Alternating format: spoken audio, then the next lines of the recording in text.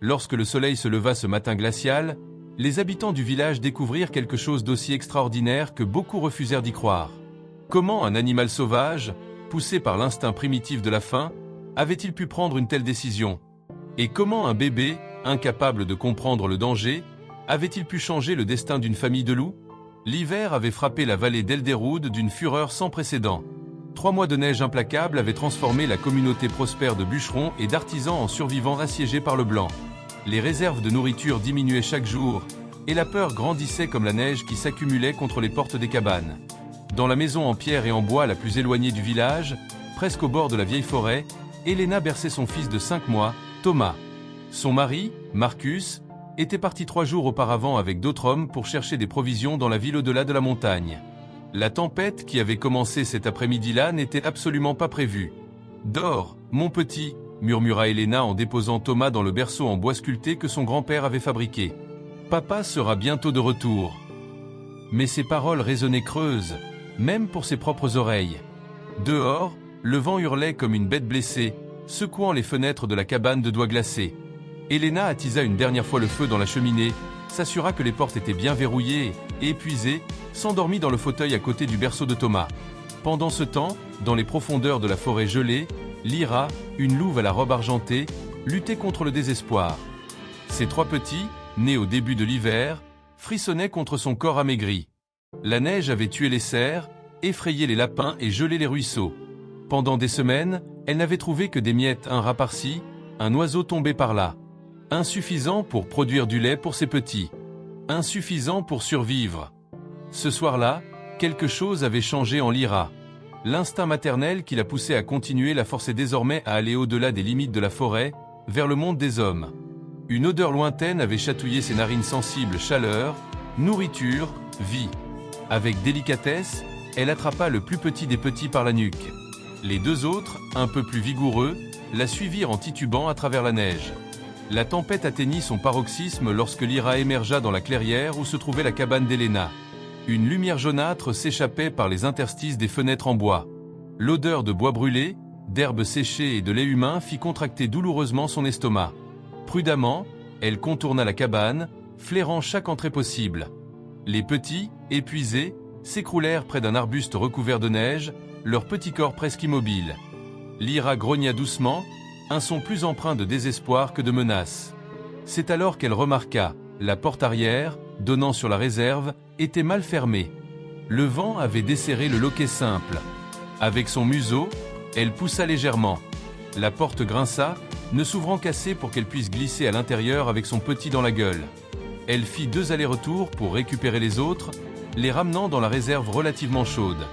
L'odeur de viande fumée, de pain et de lait était enivrante. Sur une étagère basse, elle trouva quelques lamelles de viande séchée. Poussée par une faim désespérée, elle en dévora 2 et en emporta d'autres pour ses petits. Mais quelque chose l'empêchait de continuer à piller cette maison. Un instinct plus profond, plus ancien que la faim. Un léger gémissement s'éleva d'une autre pièce. Le son fragile et persistant atteignit Lyra tel un appel. Laissant ses petits s'endormir après leur premier repas depuis des jours, elle se dirigea silencieusement vers la porte qui séparait la réserve du salon principal. Helena dormait profondément, vaincue par l'épuisement. Le feu mourait presque dans la cheminée.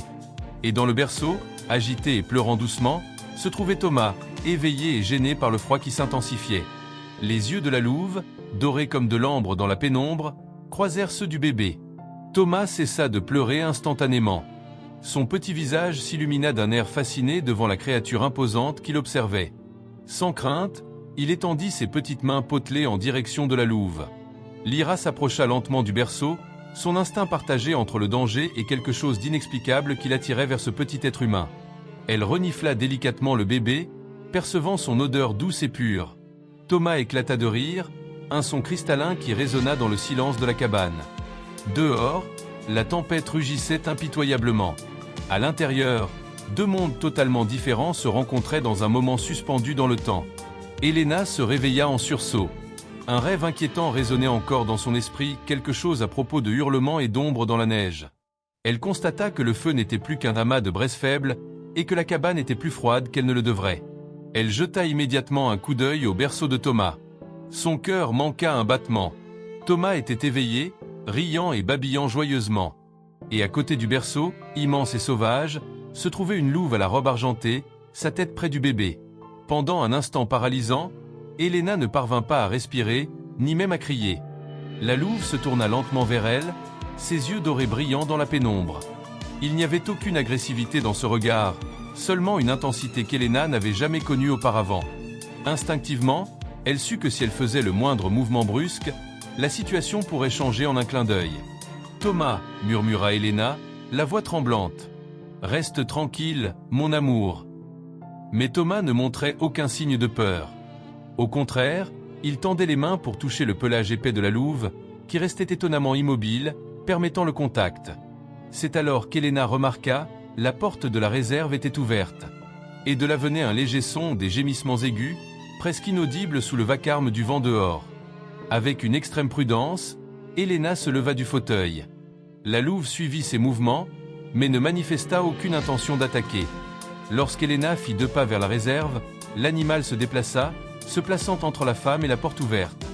Non pas de manière agressive, mais protectrice. « Vous avez des petits, n'est-ce pas » murmura Elena, comprenant soudainement. Comme pour montrer qu'elle comprenait, la louve inclina légèrement la tête. Elena saisit ce moment pour s'approcher du berceau et prendre Thomas. La louve observa, tendue, mais n'intervint pas. Tenant le bébé bien serré dans ses bras, Elena sentit son esprit s'emballer.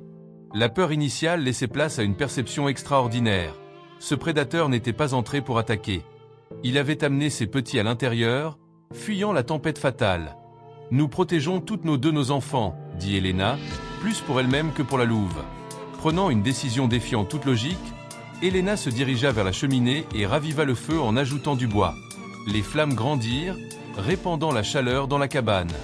La louve suivait ses gestes avec une attention constante. « Je vais m'occuper de vos petits, » annonça Elena d'une voix qui se calmait d'elle-même. « Je vais les aider si je le peux. » Tenant Thomas dans un bras, elle s'approcha lentement de la réserve. La louve la suivait, tendue mais sans agressivité.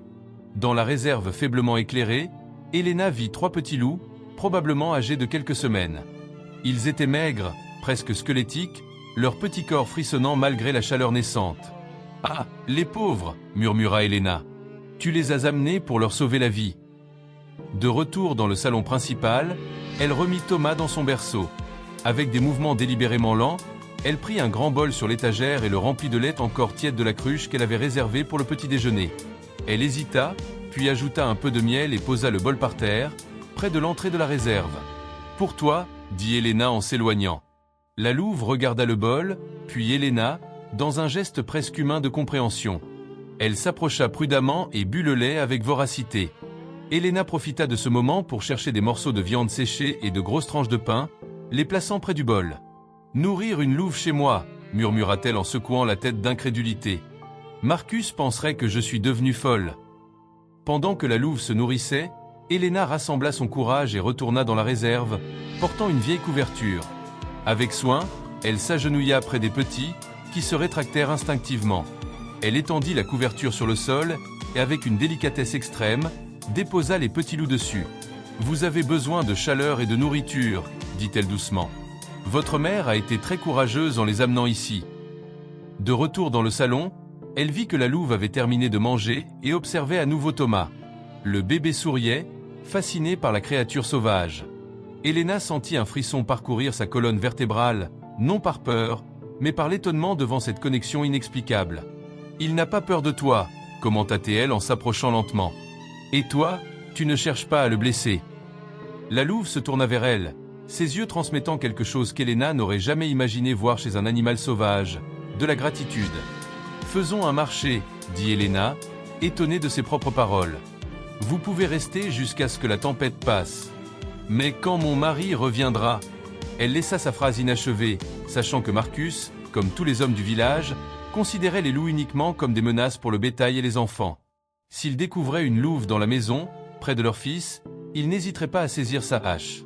Dehors, la tempête continuait sans relâche, secouant les fenêtres et sifflant sous les portes. Elena s'assit dans le fauteuil, Thomas de nouveau dans ses bras. La louve s'allongea sur le tapis devant la cheminée, ses yeux en alerte, mais son corps se détendant peu à peu sous la chaleur. « Quelle nuit étrange !» murmura Elena tandis que Thomas jouait avec ses doigts. Vraiment une nuit étrange. Le matin arriva avec une clarté éblouissante. La tempête avait cessé, laissant un monde transformé en cristal et en silence. Elena se réveilla au moment précis où un rayon de soleil traversa la fenêtre et caressa son visage. Pendant un instant, elle crut que les événements de la nuit précédente n'avaient été qu'un rêve bizarre. Jusqu'à ce qu'elle entende le doux son d'une respiration près du berceau. La louve était là, étendue sur le sol à côté de Thomas, telle une gardienne improbable. Le bébé dormait paisiblement, son petit visage détendu et serein. Pendant la nuit, la louve avait amené ses petits dans le salon, les nichant près de la chaleur de la cheminée. Maintenant, les 3 petits loups dormaient enroulés ensemble dans la couverture qu'Elena avait préparée. « Tu es vraiment extraordinaire », murmura Elena à la louve, qui leva la tête à l'écoute de sa voix. Dans les premiers rayons du matin, Elena pouvait clairement distinguer l'état de la louve, amaigrie au point de souffrir de malnutrition, avec des traces d'anciennes blessures sur le flanc, mais toujours imposante. Ses yeux ambrés, profonds et intelligents, suivirent Elena tandis qu'elle se levait pour vérifier Thomas. « Il va bien », déclara-t-elle à voix haute, comme si elle parlait à quelqu'un d'autre. « Grâce à toi, il va bien. » Ce matin-là établit une routine improbable. Elena nourrissait Thomas, puis préparait plus de lait avec du miel pour la louve. Elle hésita un instant avant de mélanger un peu de lait de chèvre avec de l'eau tiède dans un bol peu profond pour les petits. À sa grande surprise, les jeunes loups burent avidement, tandis que leur mère observait avec un soulagement évident. « Vous devez avoir un nom, » dit Elena en observant la famille insolite qui occupait désormais son salon. « Je vais t'appeler Lyra. C'était le nom d'une étoile que ma grand-mère me montra quand j'étais enfant. La plus brillante de la constellation. » La louve, comme pour approuver ce choix, inclina légèrement la tête. Les heures s'écoulèrent dans une étrange camaraderie. Elena se rendit compte qu'elle pouvait se déplacer librement dans la cabane. Lyra ne manifestait aucune agressivité, seulement une vigilance constante. Lorsque Thomas pleurait, la louve s'approchait du berceau, observant attentivement pendant qu'Elena le réconfortait. C'était comme si elles partageaient toutes deux une préoccupation maternelle, transcendant les espèces et les instincts naturels. Vers midi, Elena dut aller chercher plus de bois dans le dépôt extérieur. Elle hésita, regardant Thomas dans son berceau. « Il faut que je sorte quelques minutes, » dit-elle à Lyra, se sentant absurde de parler à un animal comme s'il pouvait comprendre. « Je vais le laisser dans le berceau. » À sa grande surprise, lorsqu'elle s'approcha de la porte, Lyra se leva et se plaça entre elle et la sortie. Non pas de manière menaçante, mais comme pour communiquer quelque chose. « Tu veux que je reste ?» La louve marcha jusqu'au berceau et fixa intensément Thomas, puis Elena. « Ah » dit Elena en comprenant. « Tu es inquiète pour lui. » Prenant une décision allant à l'encontre de tout ce qu'elle avait appris sur les animaux sauvages, Elena prit Thomas, l'enveloppa soigneusement et le plaça dans le panier qu'elle utilisait pour transporter les vêtements. « Allons-y tous ensemble, alors. » En ouvrant la porte, Elena se retrouva face à un monde transformé. La neige avait cessé, mais formait des montagnes blanches dans toutes les directions. L'air était pur et froid, le ciel d'un bleu presque douloureux. Lyra sortit prudemment, ses sens en alerte maximale. Les petits restèrent à l'intérieur, encore trop fragiles pour affronter le froid. Elena remplit rapidement le panier de bois, tenant Thomas tout près. Elle observa, fascinée, Lyra circuler autour de la cabane, flairant et examinant chaque détail. C'était comme si elle cartographiait le territoire, évaluant les dangers potentiels. De retour à l'intérieur, Elena ressentit une étrange satisfaction. Cet arrangement impossible, cette trêve entre des mondes normalement opposés, avait une qualité presque sacrée. « Tu sais que tu ne peux pas rester pour toujours », murmura-t-elle à Lyra en alimentant le feu. « Quand mon mari reviendra ?» L'expression d'Elena se fit sombre. Marcus était un homme bon, mais son expérience avec les loups se limitait à protéger le bétail du village. Comment expliquer qu'une louve était devenue la gardienne de leur fils ? Au crépuscule, Elena commença à remarquer des changements subtils chez les petits de Lyra. Avec une seule journée d'alimentation adéquate et de chaleur, ils semblaient déjà plus alertes, leur petit corps moins fragile. Le plus petit d'entre eux, que Elena avait mentalement baptisé Luna, paraissait particulièrement curieux, essayant de se dégager de la couverture pour explorer. « Ta mère a tout risqué pour vous », commenta Elena en observant Luna. Elle a défié son propre instinct d'éviter les humains. Pendant qu'elle préparait un ragoût simple pour son propre dîner, Elena réfléchissait à l'extraordinaire hasard qui avait amené Lyra jusqu'à sa porte. Ou avait-ce été plus qu'un hasard ? Sa grand-mère disait toujours qu'il existait des forces dans la vieille forêt qui transcendaient la compréhension humaine. « Crois-tu au destin, Lyra » demanda-t-elle en remuant le ragoût. « Peut-être es-tu venue ici pour une raison plus grande que la faim. » La louve, étendue près de ses petits, se contenta d'observer Helena de ses yeux intelligents qui semblaient comprendre chaque mot. La nuit, Thomas fut irritable, refusant de s'endormir. Helena le berçait, épuisé, en chantant des berceuses que sa propre mère lui avait autrefois chantées. À sa grande surprise, Lyra s'approcha et s'assit à côté du fauteuil, comme si elle voulait participer au rituel. « Veux-tu essayer » plaisanta Helena. Et alors, il se produisit quelque chose qu'elle n'oublierait jamais. Lyra commença à émettre un son grave et rythmé, non pas un grognement, mais une sorte de ronronnement cadencé. Thomas cessa immédiatement de pleurer, ses petits yeux écarquillés fixés sur la louve. Peu à peu, bercé par ce son ancestral, le bébé s'endormit. « Comment as-tu fait cela » murmura Helena, émerveillée. Ce soir-là, avant de se coucher, Helena nourrit une dernière fois Lyra et ses petits. Elle déposa Thomas dans le berceau et, après un moment d'hésitation, le poussa un peu plus près du tapis où Lyra s'était installée avec ses petits. « Je n'aurais jamais cru confier mon fils à un loup, » dit-elle doucement. « Mais tu n'es pas qu'un simple loup, n'est-ce pas, Lyra ?» La louve leva les yeux vers elle, et dans ce regard Helena vit quelque chose qui transcendait les mots. Une communication plus ancienne que le langage, une compréhension entre mères qui dépassait les barrières d'espèces. Avant de s'endormir, Helena se rendit compte qu'elle ne ressentait plus de peur. Au lieu de cela, elle éprouvait une étrange sensation de privilège d'assister à quelque chose que peu d'humains auraient jamais la chance de voir, la douceur au cœur d'une créature sauvage. Le troisième jour se leva sous un ciel plombé et dans un silence inquiétant. Helena se réveilla avec le sentiment que quelque chose avait changé. Lyra se tenait debout près de la fenêtre, le corps tendu, les oreilles dressées en alerte. Les petits, devenus chaque jour plus forts, s'agitaient sur la couverture, ressentant l'appréhension de leur mère. « Qu'est-ce qui se passe » demanda Helena en se levant précipitamment pour vérifier Thomas, qui dormait encore. Elle s'approcha prudemment de la fenêtre. Au début, elle ne vit rien d'autre que l'immensité blanche. Puis, elle remarqua des empreintes dans la neige. Humaines. Quelqu'un était passé près de la cabane pendant la nuit. Un frisson parcourut son dos. Ce n'étaient pas les empreintes de Marcus, elle reconnaîtrait les bottes de son mari. Celles-ci étaient différentes, plus lourdes et traînées. « Quelqu'un est venu ici, » murmura-t-elle. « Et tu l'as senti, n'est-ce pas ?» Lyra se mit à bouger nerveusement, allant jusqu'à la porte arrière, reniflant intensément à travers l'entrebâillement. Son comportement confirmait les soupçons d'Helena. Quelqu'un s'était approché, avait examiné la cabane, peut-être même tenté de regarder par les fenêtres. Helena sentit la peur monter. Les hivers brutaux apportaient parfois des désemparés des montagnes et des hommes qui avaient tout perdu face au froid et à la faim, errant à la recherche de quoi voler. « Nous devons être prudents, » dit-elle à Lyra, comme si l'animal pouvait comprendre la complexité de la situation. La journée s'écoula avec une tension sous-jacente. Helena restait attentive à tout son inhabituel.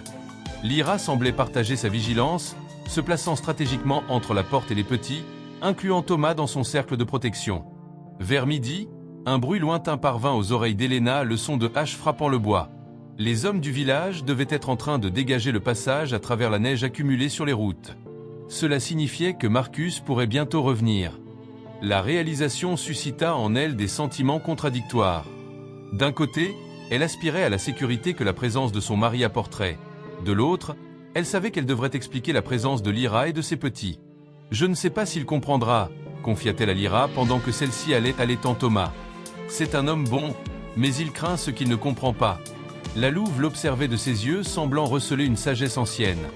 Helena commençait à penser qu'il n'était peut-être pas le fruit du hasard que, parmi toutes les cabanes, Lyra ait choisi la leur. Il y avait en cet animal quelque chose défiant les explications conventionnelles. Dans l'après-midi, Helena décida d'examiner les environs.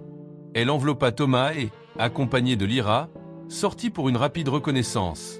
Les petits restèrent en sécurité dans la cabane, nichés près du feu. L'air froid brûlait ses poumons, mais le ciel s'était légèrement éclairci. Helena examina les empreintes étranges, les suivant jusqu'à ce qu'elle se rende compte qu'elle contournait toute la cabane. Qui que ce soit, il avait minutieusement cherché un point d'entrée.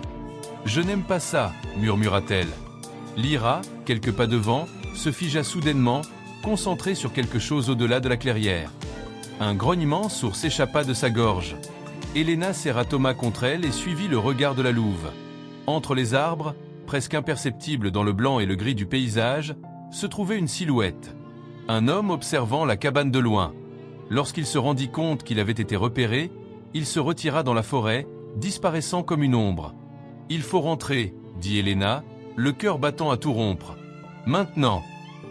De retour dans la sécurité relative de la cabane, Elena verrouilla toutes les issues et vérifia les fenêtres. La sensation de vulnérabilité était oppressante. Avec Marcus absent et le village loin, elle et Thomas étaient isolés, à l'exception de la présence de Lyra. « Qui crois-tu que c'était » demanda-t-elle à la louve, qui restait en alerte, ses sens en parfaite synchronisation avec des fréquences qu'Elena ne pourrait jamais percevoir. Alors que le jour cédait la place à la nuit, Elena se prépara à toute éventualité. Elle plaça la petite hache qu'elle utilisait pour couper du bois près de la porte. Elle vérifia les provisions, s'assurant que tout était à portée de main. Thomas, inconscient de la tension, jouait sur le tapis près des petits loups, qui commençaient déjà à explorer timidement les abords de la couverture. « Vous devenez fort », observa Elena, momentanément distraite de ses inquiétudes par la vue charmante des petits titubans. « Bientôt, vous serez prêt à affronter le monde extérieur. » La pensée la peina. Ces derniers jours, elle s'était attachée à cette famille improbable de loups. Lyra était devenue plus qu'une visiteuse passagère, elle était une présence réconfortante, un lien avec quelque chose de plus profond et de mystérieux que la vie quotidienne du village n'aurait jamais pu offrir. Le crépuscule s'approfondit en une nuit durant laquelle rien de particulier ne se produisit. Elena prépara un repas simple et nourrit Lyra ainsi que ses petits.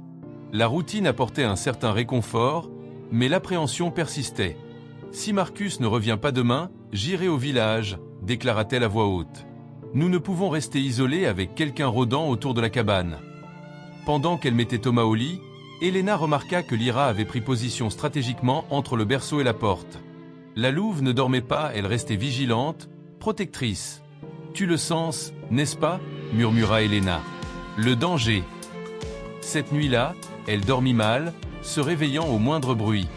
Durant l'une de ses veilles forcées, elle observa Lyra dans la semi-obscurité. La louve restait éveillée, ses yeux brillant de temps à autre dans le reflet des braises. C'était comme si elle montait la garde, protégeant non seulement ses propres petits, mais aussi la famille humaine qui l'avait accueillie. « Merci », murmura Elena avant de retomber dans un sommeil agité. Elle rêva de loups courant sous la lune, de forêts anciennes où hommes et animaux parlaient encore la même langue. Et dans son rêve, Lyra n'était pas qu'une simple louve, mais quelque chose de plus, une messagère entre les mondes, gardienne de secrets oubliés par les humains dans leur hâte de conquérir et de construire. Lorsque le premier rayon de soleil effleura son visage, Elena se réveilla avec une clarté inhabituelle. Elle regarda Lyra, qui s'était enfin endormie, son corps puissant enroulé de façon protectrice autour des petits. « Ce n'est pas seulement la nourriture et l'abri que tu cherchais, n'est-ce pas ?» réfléchit Elena. « Tu es venue vers nous pour quelque chose de plus. » Et avec cette perception, Elena sentit qu'une vérité profonde attendait d'être révélée, quelque chose qui changerait à jamais sa compréhension du monde et des créatures qui le partageaient avec l'humanité. Le 4e jour apporta avec lui un ciel clair et un soleil trompeusement éclatant qui ne réchauffait guère l'air glacé. Elena se réveilla au son lointain de voix. Elle se leva rapidement, le cœur battant la chamade. Lyra était déjà en alerte, son corps tendu comme une corde d'arc. « Ce sont eux », murmura Elena, reconnaissant la voix de Marcus parmi d'autres. « Les hommes reviennent. » Un tourbillon d'émotions l'envahit, le soulagement du retour de son mari, l'angoisse de l'inévitable confrontation au sujet de Lyra, la peur pour le sort de la louve et de ses petits. En quelques heures, peut-être en quelques minutes, elle devrait expliquer la présence de prédateurs sauvages chez elle. Lyra semblait comprendre la situation. Ses yeux croisèrent ceux d'Elena avec une intensité troublante, comme si elle tentait de communiquer quelque chose d'essentiel. « Que dois-je faire ?» demanda Elena, la voix presque brisée. « Ils ne comprendront pas. Ils voudront te chasser. » Les petits, désormais plus vigoureux et actifs, jouaient sur le tapis, inconscients du danger imminent. Thomas, dans son berceau, babillait joyeusement. Elena regarda tour à tour le bébé et Lyra, sentant le poids d'une décision impossible. « Tu dois partir », finit-elle par dire, les larmes aux yeux. « Avant qu'il n'arrive.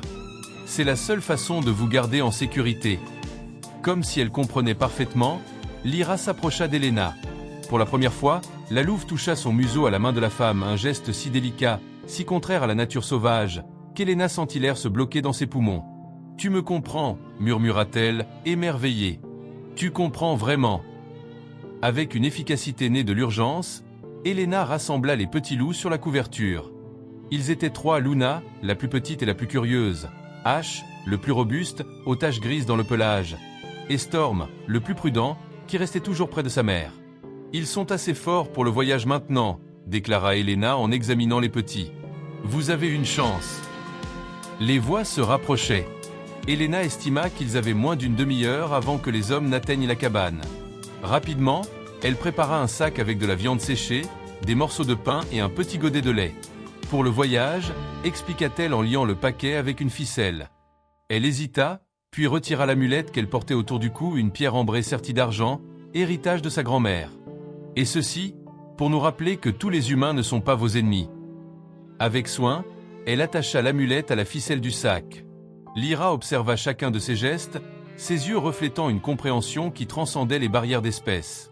Lorsqu'Elena eut terminé les préparatifs, la louve s'approcha du berceau une dernière fois. Thomas gazouilla de joie, tendant ses petites mains vers l'animal qui, contre toute attente, était devenu sa gardienne. « Il sentira ton absence, » dit Elena, la voix embuée. « Moi, je te regretterai. » Rassemblant son courage, Elena prit Thomas et le sac de provisions. Elle ouvrit la porte arrière, donnant sur la forêt, loin du chemin emprunté par les hommes. L'air froid s'engouffra dans la cabane tel un couperet. « Tu dois partir maintenant, » ordonna-t-elle, comme si elle parlait à une égale. « Va vers l'est, en direction de la vallée profonde. Les humains n'y vont presque jamais. » Lyra rassembla ses petits, prenant délicatement Luna par la nuque. Ash et Storm, plus forts, pouvaient suivre seuls sur de courtes distances. Avant de partir, cependant, la louve fit quelque chose d'extraordinaire. Elle s'approcha de Thomas et effleura son front avec son museau, dans un geste qui ressemblait presque à une bénédiction. Elena avala difficilement. « Pars !» murmura-t-elle. « Pars maintenant !» Après un dernier échange de regards, Lyra conduisit ses petits vers l'extérieur, disparaissant rapidement parmi les arbres recouverts de neige. Elena resta sur le seuil, observant jusqu'à ce que la dernière ombre argentée se dissolve dans la végétation dense. Elle ferma la porte, ressentant un vide inexplicable. La cabane paraissait soudainement plus grande et plus silencieuse, malgré les gazouillis constants de Thomas. Elena eut à peine le temps de se ressaisir. Bientôt, elle entendit les voix des hommes qui arrivaient dans la clairière. Rapidement, elle retira la couverture où les loups avaient dormi et jeta davantage de bois dans le feu pour masquer toute odeur résiduelle. À peine eut-elle fini que de forts coups retentirent à la porte d'entrée. « Elena, ouvre, c'est moi !» La voix de Marcus n'avait jamais semblé à la fois aussi douce et terrifiante. Tenant Thomas dans ses bras, elle ouvrit la porte. Marcus entra dans un tourbillon de neige et de mouvement, l'enveloppant dans une étreinte serrée qui faillit écraser le bébé entre eux. « Par les dieux, vous allez bien !» murmura-t-il en caressant ses cheveux. La tempête fut pire que prévu. J'ai cru ne pas pouvoir revenir. Elena rendit l'étreinte, l'esprit partagé entre la joie de la retrouver et le secret qu'elle venait d'abandonner dans la forêt. D'autres hommes entrèrent, Joshua, le forgeron, Daniel, le boulanger, et Gabriel, l'aîné du village. Tous apportaient des nouvelles et des provisions, soulagés de trouver Elena et Thomas sains et saufs après l'isolement forcé. Il y avait un étrange rôdeur dans les cabanes les plus éloignées, informa Gabriel en se réchauffant les mains près du feu. Un forçat. Nous avons vu des empreintes près de ta porte. Elena frissonna. Oui, j'ai remarqué. Je ne l'ai pas vu clairement. C'était une demi-vérité qui pesait sur sa conscience. Et comment avez-vous survécu seul ici ? Demanda Marcus en examinant la réserve. Je vois que tu as utilisé beaucoup de nos provisions. Nous avons dû nous adapter, répondit Elena vaguement. Thomas demandait une attention particulière. Tandis que Marcus et les autres hommes discutaient du voyage et de l'état du village, Elena ne pouvait s'empêcher de regarder par la fenêtre, en direction de la forêt d'où Lyra avait disparu. Comment allait-il ? Trouverait-il un abri ? Les petits pourraient-ils suivre le rythme de leur mère ? Elena, tu m'entends ? Toucha l'épaule Marcus, la ramenant au présent. Désolé, je suis fatigué, se justifia-t-elle. Ces jours ont été difficiles. Daniel, le boulanger, s'approcha de la cheminée en fronçant les sourcils. Quelle odeur est-ce ? demanda-t-il en reniflant. On dirait sauvage. Le cœur d'Elena manqua un battement. Ce doit être la peau de lapin que j'ai utilisée pour garnir le berceau de Thomas, improvisa-t-elle rapidement. Le froid était intense. Marcus la regarda, curieux, sans insister davantage. Peu après, les autres hommes s'en allèrent, laissant le couple enfin seul. Helena sentit le poids du secret comprimer sa poitrine alors qu'elle préparait un repas pour son mari affamé. « Quelque chose s'est passé pendant mon absence », dit Marcus soudainement en l'observant avec attention. « Tu sembles éclairé. Qu'est-ce qui s'est passé aujourd'hui ?» Helena hésita, les mots coincés dans sa gorge. Comment expliquer? Comment lui faire comprendre le miracle auquel elle avait assisté, un prédateur sauvage choisissant de protéger plutôt que d'attaquer, une connexion transcendant les instincts primaires? Beaucoup de choses se sont passées, répondit-elle enfin. Peut-être qu'un jour, je te raconterai tout. Marcus ne poussa pas davantage, connaissant sa femme suffisamment pour savoir quand elle avait besoin de temps. Ce soir-là, alors que Marcus dormait, épuisé, Helena se leva silencieusement et se rendit à la fenêtre. La pleine lune illuminait la forêt d'une lumière argentée, transformant la neige en un tapis de diamants. Quelque part là-bas, Lyra et ses petits devaient chercher un nouveau départ.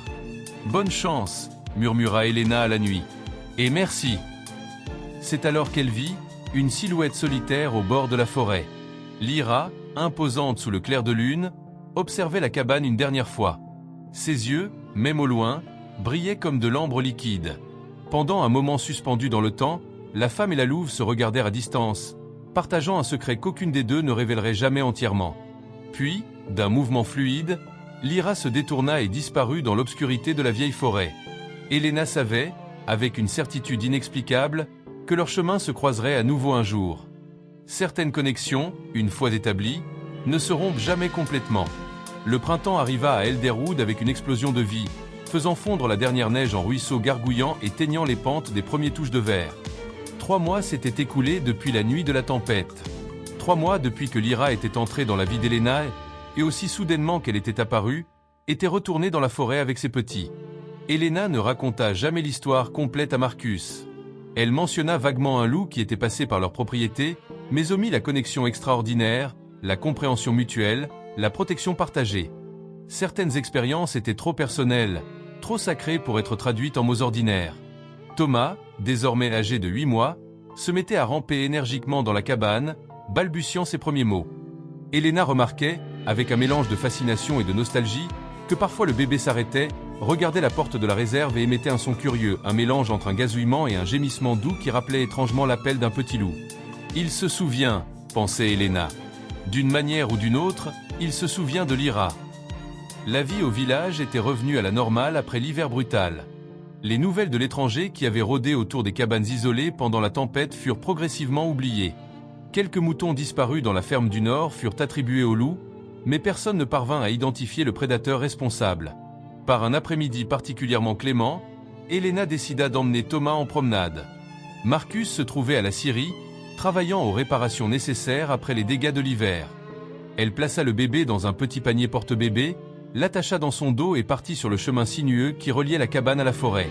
Sans vraiment le planifier, ses pas la menèrent vers la direction que Lyra avait prise ce dernier matin.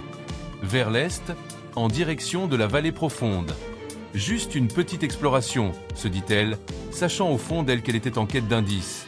La forêt au printemps était un lieu magique. Des fleurs sauvages émergeaient entre des racines tortueuses, des oiseaux construisaient leur nid dans des branches encore partiellement dénudées, et la lumière se faufilait à travers le feuillage en motif d'encens. Thomas observait tout avec un émerveillement total, ses petits doigts pointant vers chaque nouvelle découverte. Helena se rendit compte qu'elle s'aventurait plus loin que d'habitude, mais quelque chose la poussait à aller de l'avant. Une sensation presque magnétique, comme si la forêt l'appelait. C'est alors qu'elle arriva dans une petite clairière et vit des empreintes. Pas humaines, mais de loup. Récentes. Son cœur s'accéléra. Prudemment, elle suivit les traces, consciente que Thomas babillait joyeusement sur son dos, comme s'il percevait l'importance de l'instant. Les empreintes menaient à une zone où le terrain dégringolait brusquement, formant une petite vallée abritée entre des collines douces. Là, protégée par des rochers et des arbres centenaires, Helena distingua ce qui semblait être l'entrée d'un terrier.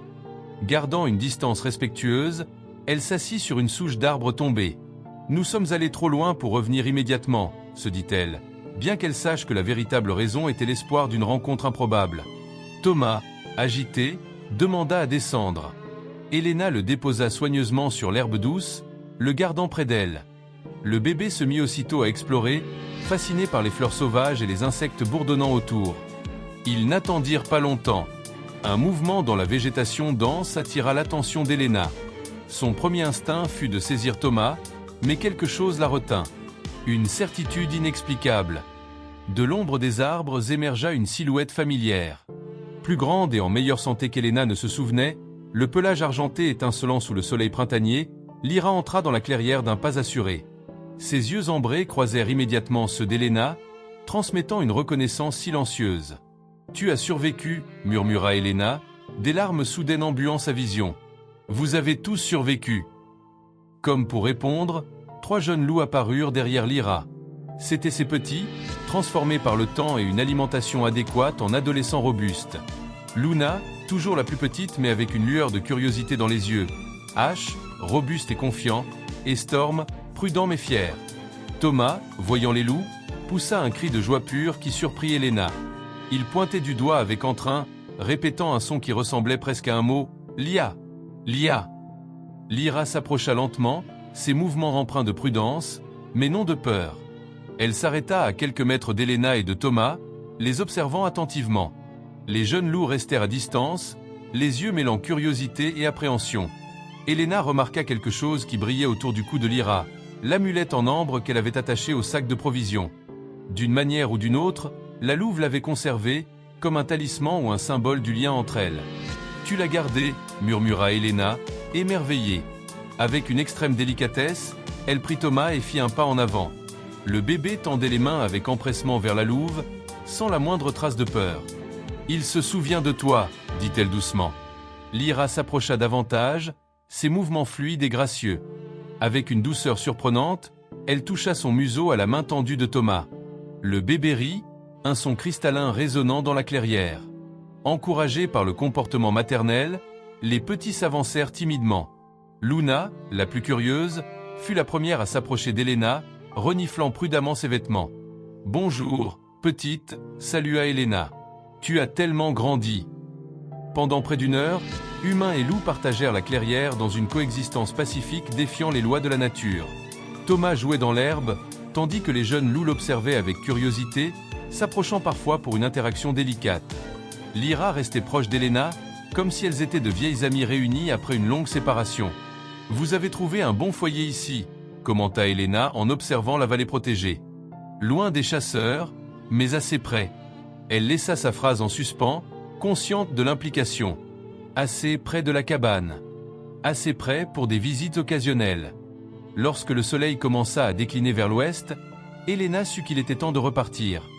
Marcus devait rentrer, et le chemin du retour prendrait un certain temps. « Il faut y aller », dit Lyra en se levant et en replaçant Thomas dans le panier. « Mais nous reviendrons. » Avant de partir, Elena retira de sa poche un petit paquet, un morceau de fromage dur et quelques lamelles de viande séchée qu'elle avait emportées comme collation.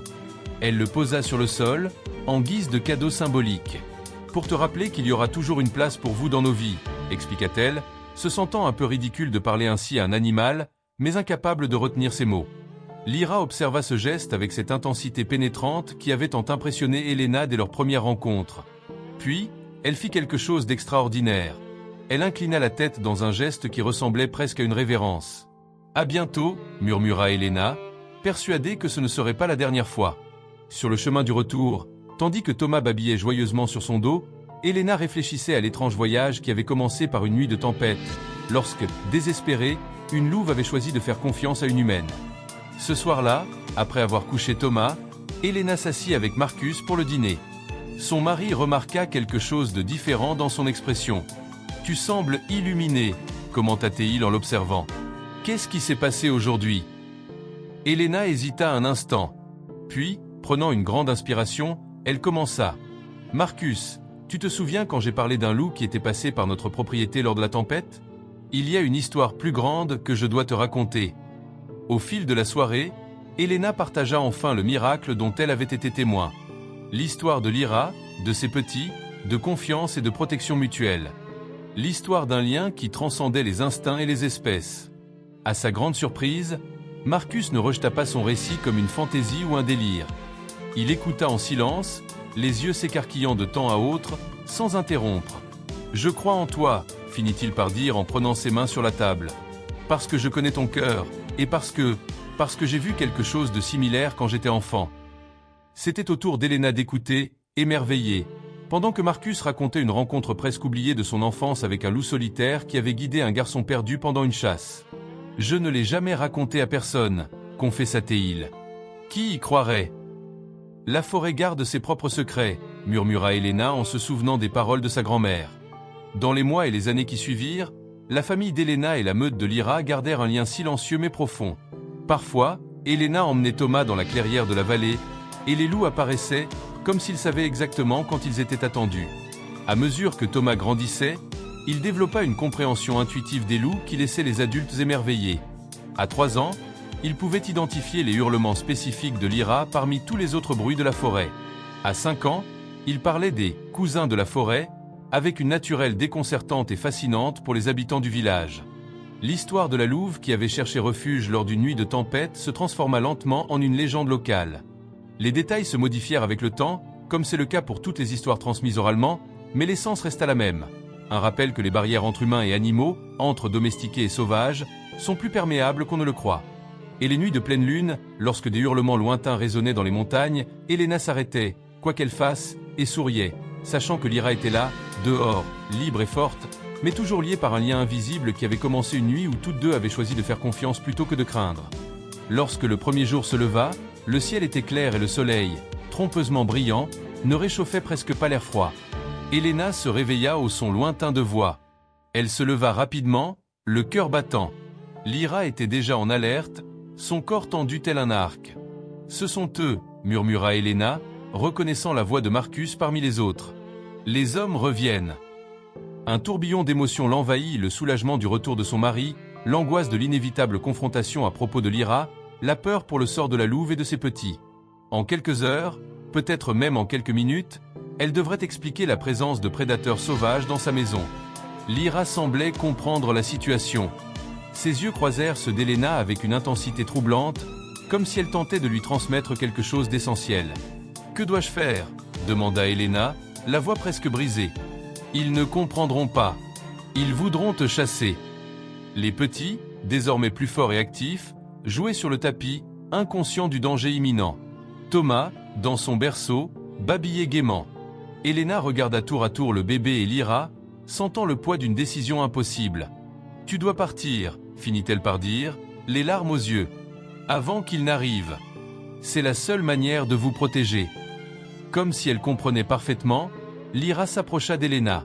Pour la première fois, la louve effleura son museau contre la main de la femme, un geste si délicat, si contraire à la nature sauvage, qu'Elena sentit son souffle se suspendre. « Tu me comprends » murmura-t-elle, émerveillée. « Tu comprends vraiment ?» Avec l'efficacité née de l'urgence, Elena rassembla les petits loups sur la couverture. Ils étaient 3, Luna, la plus petite et la plus curieuse, Ash, le plus robuste, aux taches grises dans son pelage, et Storm, le plus prudent, qui restait toujours près de sa mère. « Ils sont assez forts pour le voyage maintenant, » dit Elena en examinant les petits. « Vous avez une chance. » Les voix se rapprochaient. Elena estima qu'il leur restait moins d'une demi-heure avant que les hommes n'arrivent à la cabane. Rapidement, elle prépara un sac avec de la viande séchée, des morceaux de pain et un petit godet de lait. Pour le voyage, expliqua-t-elle en liant le paquet avec une ficelle. Elle hésita, puis retira l'amulette qu'elle portait autour du cou, une pierre ambrée sertie d'argent, héritage de sa grand-mère. Et ceci, pour nous rappeler que tous les humains ne sont pas vos ennemis. Avec soin, elle attacha l'amulette à la ficelle du sac. Lyra observait chaque mouvement, ses yeux reflétant une compréhension qui transcendait les barrières d'espèces. Une fois les préparatifs terminés, la louve s'approcha du berceau une dernière fois. Thomas gazouilla joyeusement, tendant ses petites mains vers l'animal qui, contre toute attente, était devenu sa gardienne.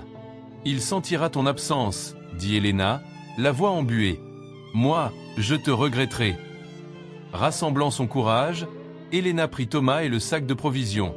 Elle ouvrit la porte arrière, donnant sur la forêt, loin du chemin emprunté par les hommes. L'air froid s'engouffra dans la cabane tel un couperet. « Tu dois partir maintenant, » ordonna-t-elle, comme si elle s'adressait à une égale. « Va vers l'est, en direction de la vallée profonde. Les humains n'y vont presque jamais. » Lyra rassembla ses petits, prenant délicatement Luna par la nuque. Ash et Storm, plus forts, pouvaient suivre seuls sur de courtes distances. Avant de partir, cependant, la louve fit quelque chose d'extraordinaire. Elle s'approcha de Thomas et effleura son front avec son museau, dans un geste qui semblait être une bénédiction. Elena avala difficilement. « Pars !» murmura-t-elle. « Pars maintenant !» Après un dernier échange de regards, Lyra conduisit ses petits dehors, disparaissant rapidement parmi les arbres enneigés. Elena resta sur le seuil, observant jusqu'à ce que la dernière ombre argentée se dissolve dans la dense végétation. Elle ferma la porte, ressentant un vide inexplicable. La cabane semblait soudainement plus grande et plus silencieuse, malgré les gazouillis constants de Thomas. Elena eut à peine le temps de se ressaisir. Bientôt, elle entendit les voix des hommes approcher de la clairière. Rapidement, elle retira la couverture où les loups avaient dormi et ajouta encore du bois au feu pour masquer toute odeur résiduelle. À peine eut-elle fini que de forts coups résonnèrent à la porte d'entrée. « Elena, ouvre, c'est moi !» La voix de Marcus n'avait jamais semblé à la fois aussi douce et terrifiante. Tenant Thomas dans ses bras, elle ouvrit la porte. Marcus entra dans un tourbillon de neige et de mouvement, l'enlaçant si fort que le bébé faillit être écrasé entre eux. « Par les dieux, vous allez bien » murmura-t-il en caressant ses cheveux. La tempête fut pire que prévu. « J'ai cru ne pas pouvoir revenir. » Elena lui rendit son étreinte, l'esprit partagé entre la joie de le retrouver et le secret qu'elle venait d'abandonner dans la forêt. D'autres hommes entrèrent, Joshua, le forgeron, Daniel, le boulanger, et Gabriel, l'aîné du village. Tous apportaient des nouvelles et des provisions, soulagés de trouver Elena et Thomas sains et saufs après cet isolement forcé. Un étrange rôdeur a été vu autour des cabanes isolées, informa Gabriel en se réchauffant les mains près du feu. Un inconnu. Nous avons vu des empreintes près de ta porte. Elena frissonna. Oui, j'ai remarqué. Je ne l'ai pas vu clairement. C'était une demi-vérité qui pesait sur sa conscience. « Et comment avez-vous survécu seul ici ?» demanda Marcus en inspectant la réserve. « Je vois que tu as utilisé beaucoup de nos provisions. »« Nous avons dû nous adapter, » répondit Elena vaguement. Thomas nécessitait beaucoup d'attention. Tandis que Marcus et les autres hommes discutaient du voyage et de l'état du village, Elena ne pouvait s'empêcher de regarder par la fenêtre, en direction de la forêt d'où Lyra avait disparu. Comment allait-il ? Trouverait-il refuge? Les petits pourraient-ils suivre le rythme de leur mère? Elena, tu m'entends? Toucha l'épaule Marcus, la ramenant au présent.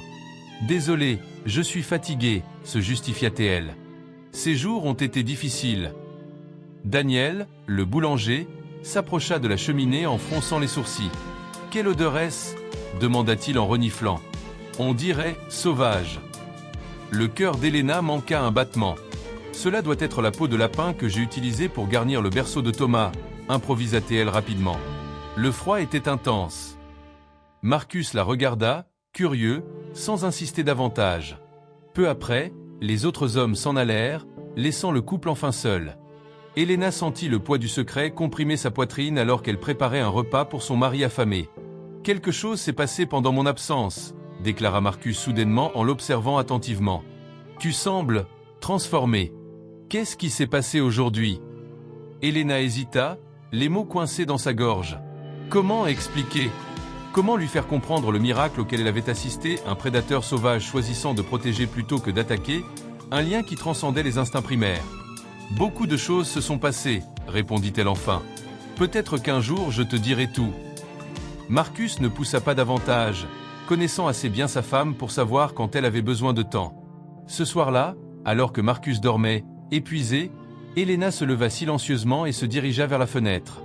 La pleine lune illuminait la forêt d'une lumière argentée, transformant la neige en un tapis de diamants. Quelque part là-bas, Lyra et ses petits devaient chercher un nouveau départ. « Bonne chance !» murmura Elena à la nuit. « Et merci !» C'est alors qu'elle vit une silhouette solitaire au bord de la forêt. Lyra, imposante sous le clair de lune, observait la cabane une dernière fois. Ses yeux, même de loin, brillaient comme de l'ambre liquide. Pendant un instant suspendu dans le temps, la femme et la louve se regardèrent à distance, partageant un secret que ni l'une ni l'autre ne dévoilerait jamais entièrement. Puis, d'un geste fluide, Lyra se détourna et disparut dans l'obscurité de la vieille forêt. Elena savait, avec une certitude inexplicable, que leurs chemins se recroiseraient un jour. Certaines connexions, une fois établies, ne se rompent jamais complètement. Le printemps arriva à Elderwood avec une explosion de vie, faisant fondre la dernière neige en ruisseaux gargouillants et teintant les pentes des premiers éclats de verre. 3 mois s'étaient écoulés depuis la nuit de la tempête. 3 mois depuis que Lyra était entrée dans la vie d'Helena et aussi soudainement qu'elle était apparue, était retournée dans la forêt avec ses petits. Helena ne raconta jamais l'histoire complète à Marcus. Elle évoqua vaguement un loup ayant traversé leur propriété, mais omit de révéler la connexion extraordinaire, la compréhension mutuelle, la protection partagée. Certaines expériences étaient trop personnelles, trop sacrées pour être traduites en mots ordinaires. Thomas, désormais âgé de 8 mois, se mit à ramper avec énergie dans la cabane, balbutiant ses premiers mots. Helena remarquait, avec un mélange de fascination et de nostalgie, que parfois le bébé s'arrêtait, regardait la porte de la réserve et émettait un son curieux, un mélange entre un gazouillement et un doux gémissement qui rappelait étrangement l'appel d'un petit loup. « Il se souvient », pensait Helena. D'une manière ou d'une autre, il se souvient de Lyra. La vie au village était revenue à la normale après l'hiver brutal. Les nouvelles concernant l'étranger qui avait rôdé autour des cabanes isolées durant la tempête furent progressivement oubliées. Quelques moutons disparus de la ferme du Nord furent attribués au loup, mais personne ne parvint à identifier le prédateur responsable. Par un après-midi particulièrement doux, Helena décida d'emmener Thomas pour une promenade. Marcus se trouvait à la scierie, travaillant aux réparations nécessaires après les dégâts de l'hiver.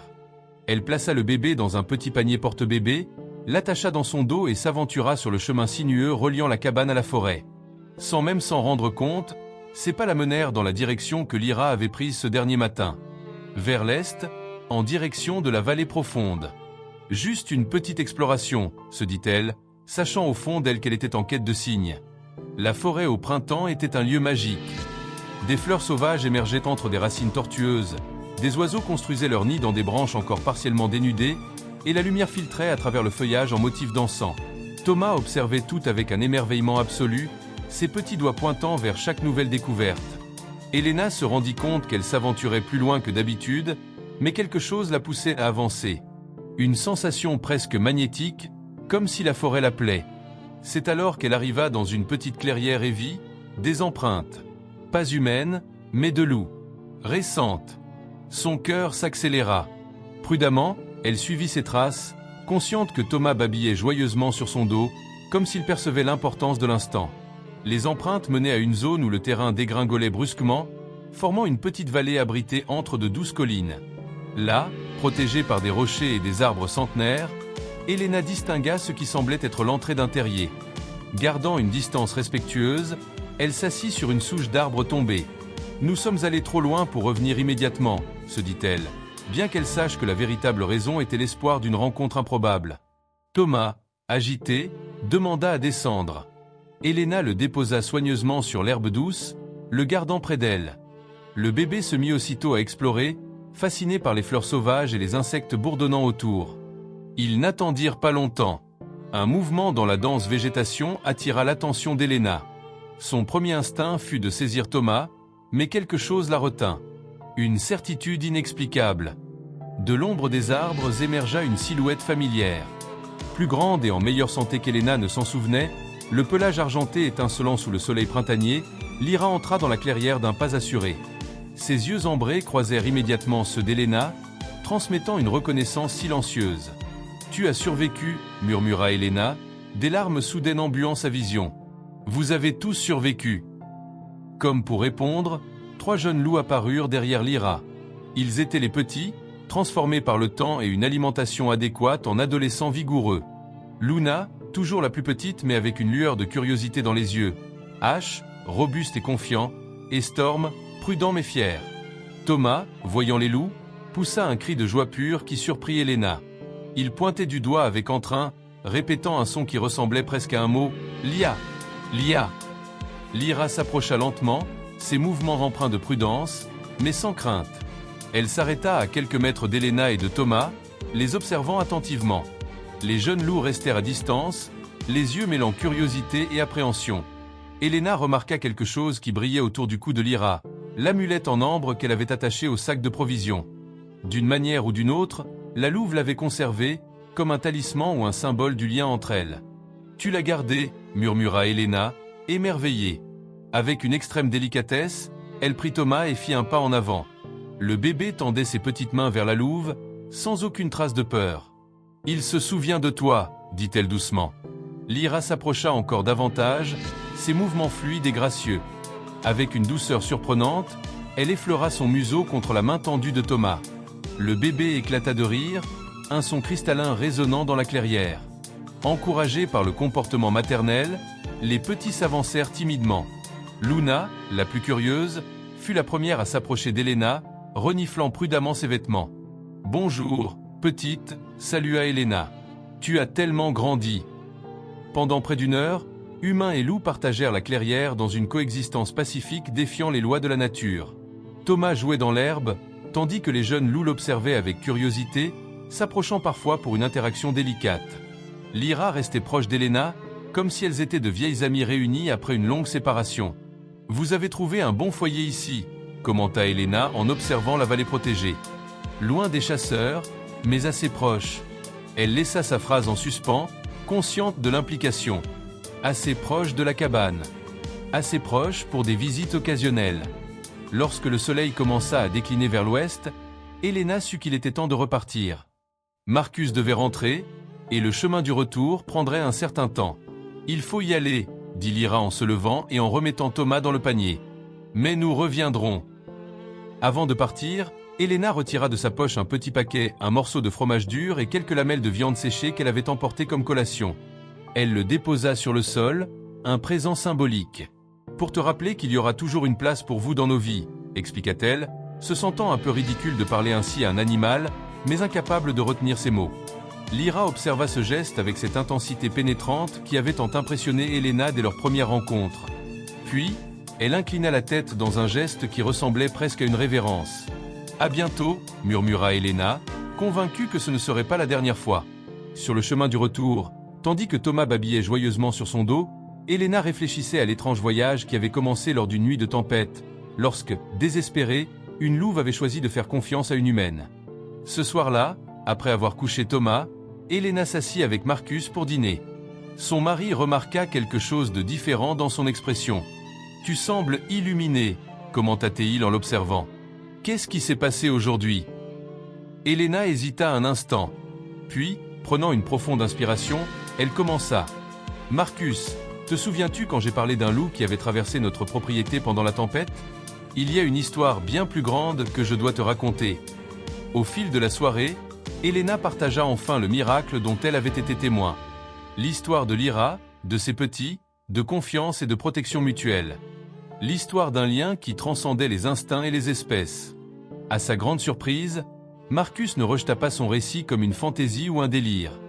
Il écouta en silence, ses yeux s'écarquillant parfois, sans interrompre. « Je crois en toi », finit-il par dire en prenant ses mains sur la table. « Parce que je connais ton cœur, et parce que j'ai vu quelque chose de similaire quand j'étais enfant. » C'était au tour d'Elena d'écouter, émerveillée, tandis que Marcus racontait une rencontre presque oubliée de son enfance avec un loup solitaire qui avait guidé un garçon perdu lors d'une chasse. « Je ne l'ai jamais raconté à personne », confessa-t-il.